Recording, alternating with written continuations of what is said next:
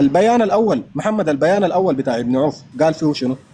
قال نحن انقلبنا واستلمنا السلطه، ولا قال نحن انحزنا للثوره؟ ارجعكم شويه ولا ما عايزين؟ في بالله عسكري، في بالله عسكري بيستلم دوله او بيعمل انقلاب بيقول انا عملت انقلاب؟ يا استاذ يا اخي عليك الله يا اخي، يا اخي خليك يا اخي تزل. عمر البشير لما 89 قال انا عملت انقلاب، ما قال ثوره الانقاذ الوطني. عمر البشير عمل شنو؟ يا جماعه دي بديهيات. عمل شنو؟ طيب عمل شنو عمر البشير؟ يا عمر البشير ده الشعب ذاته ما كان عارف اسلام يا استاذ.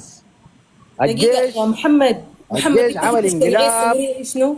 دقيقة عشان انا جبت جوجل قدامي. قلت الشرعية السورية شنو؟ هاي برجع لك هسه.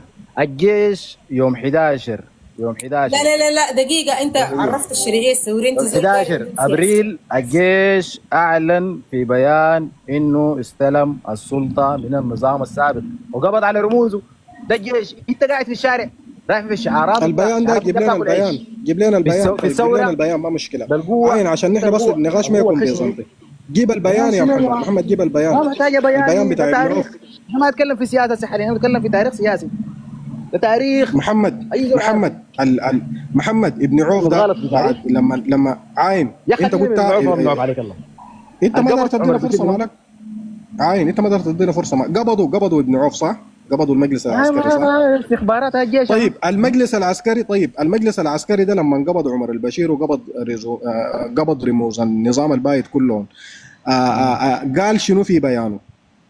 يا اخي خلينا من قال وما قال يا اخي، الكلام الواضح والحاصل ليه اخليك ليه؟ ما هو في بيانه ده ورى الشعب السوداني انه عمل شنو، عشان انت ما تخش انا ما اغشك.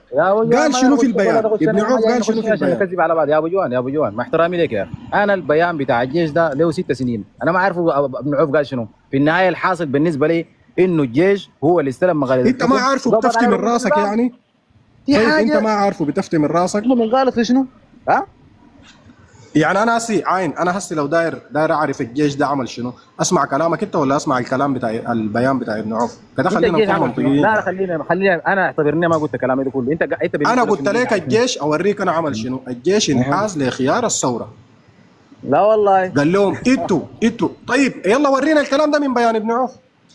يا اخي والله انت زول عاطفي ما عندك علاقه بالسياسه، انسان عاطفي ليس الا بتاع شعارات يا استاذ ابو جوان. ما مشكله، نحن ما رفعناك عشان تعلمنا.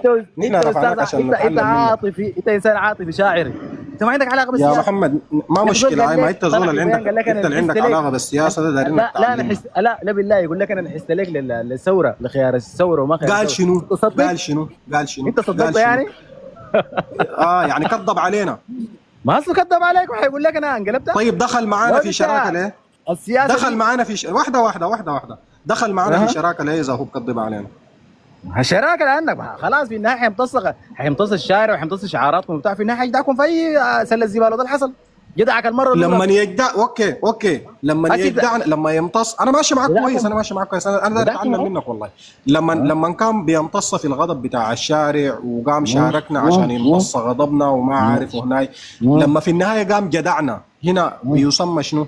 بيسمى منقلب لا اسمع كلامي. هو اصلا منقلب من البدايه، انت ما تفهم الحته دي بس، لكن انا حفهمك. لا هو اصلا منقلب يعني منقلب اوكي، يعني ما عنده شرعيه.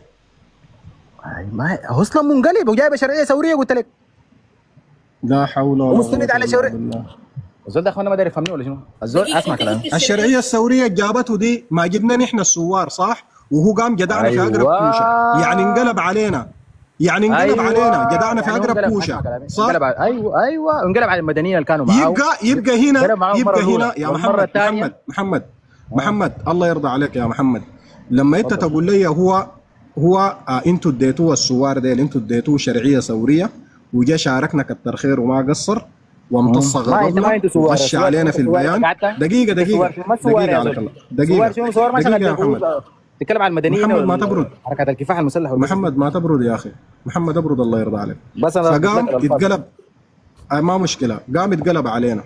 ومشى جدعنا. هو ما شايفك. يتقلب على المدنيين. اتقلب على الاحزاب السياسيه، الحريه والتغيير. يتقلب على الاحزاب ما مشكله. اي الحريه والتغيير. والاحزاب دي في بينه وبين حاجه اسمها الوثيقه الدستوريه. وثيقه دستوريه ثوريه. دي اللي هي بتضمن الشرعيه. ايوه صح. قام انقلب على الاحزاب دي وانقلب على الوثيقه الدستوريه، كده بقى فاقد للشرعيه صح؟ لا عادي، ممكن المواد بتاعتها يغيرها بس المواد بتاعتها يغيرها. يغيرها برا حق ابوه، ما انا شريك فيها، انا شريك فيها، يغيرها برا كيف يعني؟